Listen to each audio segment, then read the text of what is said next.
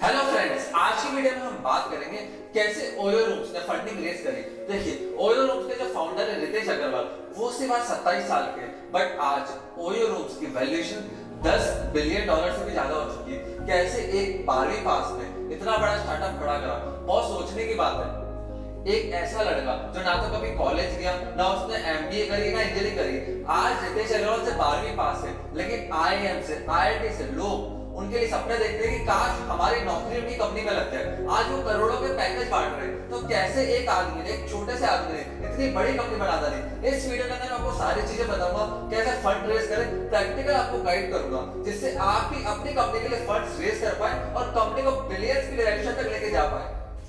देखिए, रितेश अग्रवाल का जन्म 1993 में ओडिशा में हुआ था। रितेश अग्रवाल बचपन से कुछ डिफरेंट करना चाहते थे। जब उन्होंने एक बार अपने सिस्टर के मुंह से एंटरप्रेन्योरशिप वर्ड सुन लिया, तब वो हैरान हो गए। बोले, क्या चीज है एंटरप्रेन्योर्स होते हैं, क्या करते हैं? तब उनको किसी ने बताया कि एंटरप्रेन्योर्स कुछ क्रिएट करते हैं, बिजनेस करते हैं। तब से उनके माइंड में एक चीज का रट्टा लग गया कि मुझे एंटरप्रेन्योर बनना है। ना लॉयर, ना डॉक्टर, ना इंजीनियर, कुछ नहीं, एंटरप्रेन्योर बनूंगा। वो कोटा भी गए थे आईआईटी में एडमिशन लेने के लिए, बट कोटा जाके उनका पढ़ाई में मन नहीं लगा। वो ज्यादातर समय कोटा से दिल्ली भाग जाते, वहाँ एंटरप्रेन्योर्स के सेमिनार्स को अटेंड करते, मोटिवेशनल स्पीकर्स को सुनते, उनसे बिजनेस समझते। फिर उन्होंने धीरे धीरे डेटा साइंस को भी समझना चालू करा। अब उनका आईआईटी के अंदर एडमिशन तो नहीं हुआ, लेकिन दिल्ली के अंदर उन्होंने डिसाइड करा कि अब मुझे है ना ट्रैवलिंग करनी है, ट्रैवलिंग में काफी ज्यादा मुझे इंटरेस्ट है। तो उसी को जो इंटरेस्ट था, उसका पैशन था, उन्हीं में उनको अपना करियर ढूंढना था। फाइनली उन्होंने डिसाइड करा कि मैं कुछ होटल इंडस्ट्री के अंदर बिल्ड करूंगा। लेकिन एक चीज का ध्यान रखना, यहाँ पे रितेश अग्रवाल के सामने दो चीज थी। उनके फादर ने उनको दो ऑप्शन दिए थे कि या तो कॉलेज चले जा या फिर अपना स्टार्टअप कर ले। एंड उसके फादर ने बहुत फोर्स करा था रितेश अग्रवाल को कि तुम्हें अभी कॉलेज में पढ़ाई करनी चाहिए, डिग्री लेनी चाहिए, डिग्री के बाद जॉब लेनी चाहिए, फिर जॉब में पैसा सेव करो, उसके बाद बिजनेस की सोचना।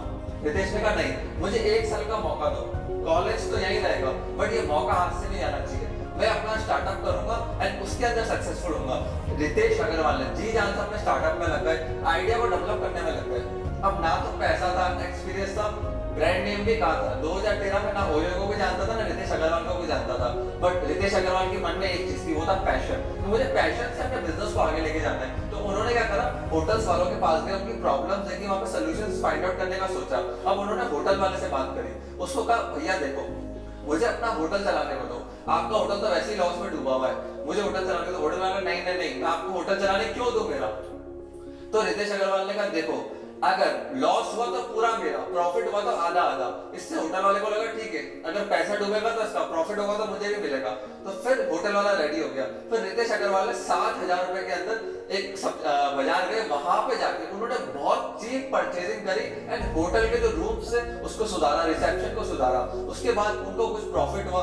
अब रितेश अग्रवाल को देखना था कि मैं कैसे एक रूम से 5 रूम तक जाऊं, 5 रूम से 100 रूम तक, 100 रूम से हजारों रूम तक, फिर लाखों रूम तक। उनका विजन बहुत बड़ा था। उनका विजन ये था कि 10-15 होटल संभाले, चलाए, उसी में खत्म कर दिया। उसके लिए उनको एक चीज समझ में आ गई थी कि उनको टेक्नोलॉजी चाहिए, टेक्निकल को फाउंडर्स चाहिए, ऐसी टेक्नोलॉजी बिल्ड कर दूं जिससे मैं स्केलेबल बिजनेस मॉडल बना सकूं। अब मैं आपको बताता हूं क्या प्रॉब्लम्स एंड सॉल्यूशंस उन्होंने निकाले जिनकी वजह से ओयो इतना बड़ा हुआ। सबसे पहली बात करते हैं प्रॉब्लम्स। देखो, इंडिया के अंदर क्या है, जो छोटे होटल्स है ना, बहुत ज्यादा है। इंडिया में आज भी बहुत लोग गरीब, एक चीज का ध्यान रखना, हर कोई 4 स्टार 5 स्टार होटल अफोर्ड नहीं कर सकता। जो मेक माई ट्रिप है, गोवा है, ये सब बड़े होटल्स पर फोकस कर रहे थे, 5 स्टार प्रॉपर्टी की बुकिंग पे रहते थे। और रितेश अग्रवाल ने देखा छोटे होटल्स के लिए कौन काम कर रहा है और करेगा भी कौन। मेक माई ट्रिप तो ना होटल को सुधारेगा। तो उन्होंने दिमाग लगाया, बहुत कम खर्चे में इन होटल्स की कंडीशन सुधारी जा सकती है। फिर उसके बाद उन होटल्स को एडवर्टाइजमेंट करके अच्छे कस्टमर दिलाए जा सकते हैं। तो इनका फोकस और 90% होटल्स पे था जिनके अंदर 100 से कम बेड थे। तो इस चक्कर में इन्होंने पूरा मार्केट शेयर देखा कि मेरा मार्केट शेयर कितना हो सकता है। अब दूसरी चीज, सोल्यूशन क्या था? सोल्यूशन बहुत ही अच्छा था कि हम चीप रेट्स में अफोर्डेबल होटल्स देंगे एंड वहां पे हम इतने क्वालिटी को स्टैंडर्ड्स को ध्यान में रखेंगे, जैसे जो ब्रेकफास्ट सर्व हो रहा है, वाईफाई है, रूम का एसी है, रूम के वाईफाई की स्पीड तक ही चेक करते हैं। अगर ओयो रूम्स के अंदर वाईफाई की स्पीड कम हो जाए ना, तो ये होटल्स को डिलिश कर देते हैं। इतना तक ये चीजों का ध्यान रखते हैं। तो इन्होंने प्रॉपर सोल्यूशन बिल्ड करा कि मैं एक सॉफ्टवेयर बनाऊंगा, ऐसे मेरी मैन पावर वर्क करेगी, इस तरीके से हम स्केल करेंगे एंड हम जो हमारी मोबाइल एप्लीकेशन है उसको मार्केट करेंगे। वन टाइम कस्टमर एक्वायर करना है, उसको क्वालिटी सर्विस देनी है, फिर वो जिस सिटी में जाएगा, स्टेट में जाएगा, ओयो के अंदर ही रुकेगा। अब हम बात करेंगे ओयो की यूएसपी के बारे में। देखिए ओयो इतना सक्सेसफुल कैसे बना, उसकी यूएसपी क्या थी? उसका यूएसपी थी उसका असर्ट लाइट मॉडल। आज ओयो कोई होटल ओन थोड़ा करता है, आज ओयो को एक्सपेंशन के लिए नए होटल्स को एक्वायर नहीं करना है, ना होटल खोलना है, उसको एक होटल वाले के साथ एक एग्रीमेंट करना है जिसके चलते वो होटल वाले से रेवेन्यू शेयर करेगा। अब ओयो का एक्सपेंस कैसे, मार्केटिंग करके क्लाइंट को लाना है, होटल की प्रॉपर्टी का रेंट का बिल, एक्सपेंसेस, सारी चीजें मालिक के ऊपर है। ओयो एसेट लाइट मॉडल के ऊपर वर्क करता है, जिनसे उनका बिजनेस बहुत तेजी से ग्रो करा। उसके बाद उन्होंने टेक्नोलॉजी को इंप्लीमेंट करा जिससे प्रोसेस को स्केल कर सके, प्रोसेस को फास्ट कर सके।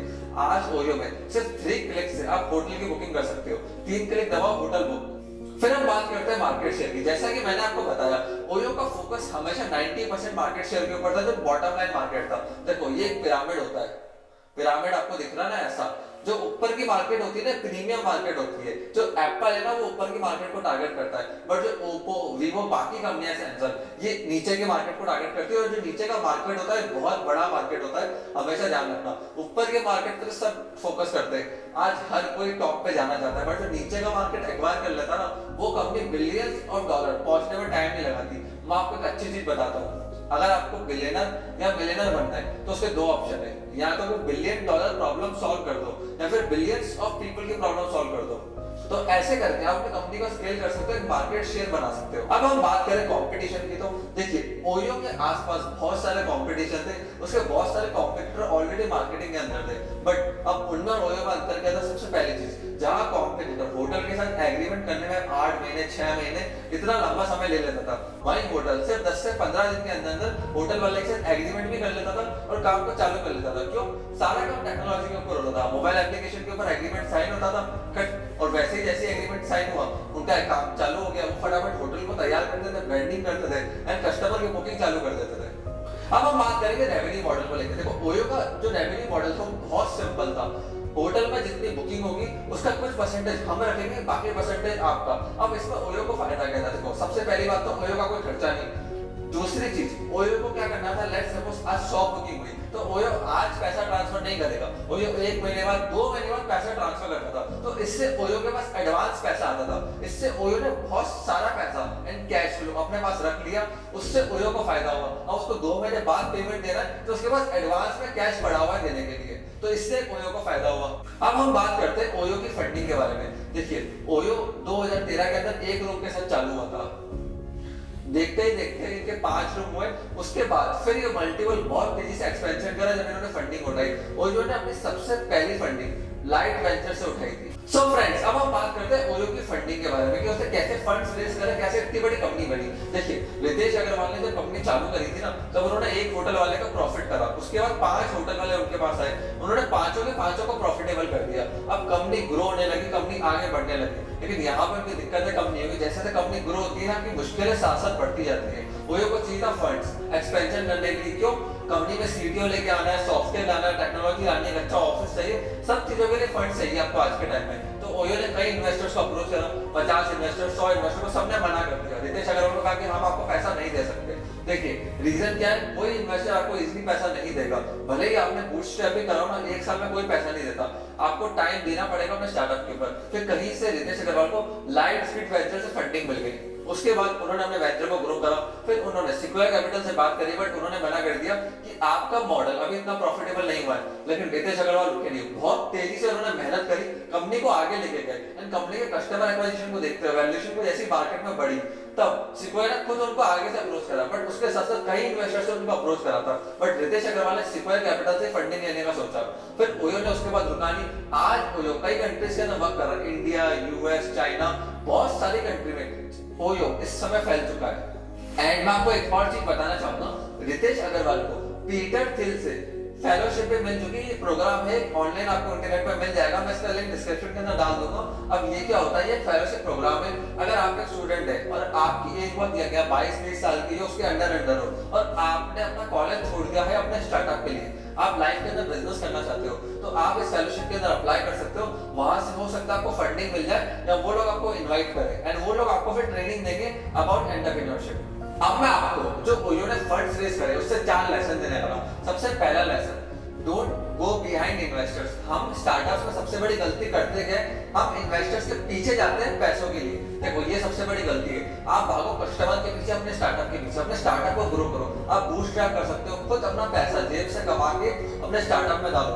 जब इन्वेस्टर को लगेगा ना कि आपने काफी लंबे समय तक वर्क करा है, जैसे अनअकैडमी ने करा था, अनअकैडमी ने 5 साल खुद के जेब के पैसे से स्टार्टअप को चलाया था, तब जाके इन्वेस्टर्स इंटरेस्टेड हुए अनअकैडमी के अंदर। ये चीज आपको भी करनी है। अपने स्टार्टअप में आपको खुद पैसा लगाना पड़ेगा, खुद कस्टमर्स लाने पड़ेंगे, प्रॉफिट्स दिखाना पड़ेगा, तब जाके कई इन्वेस्टर आएंगे आपके पास। नहीं तो इन्वेस्टर कभी नहीं आने वाले। आप कितने ईमेल डाल लो, कुछ भी कर लो, इन्वेस्टर नहीं आएंगे अगर आपके स्टार्टअप में कस्टमर नहीं हुआ, प्रॉफिट नहीं हुआ।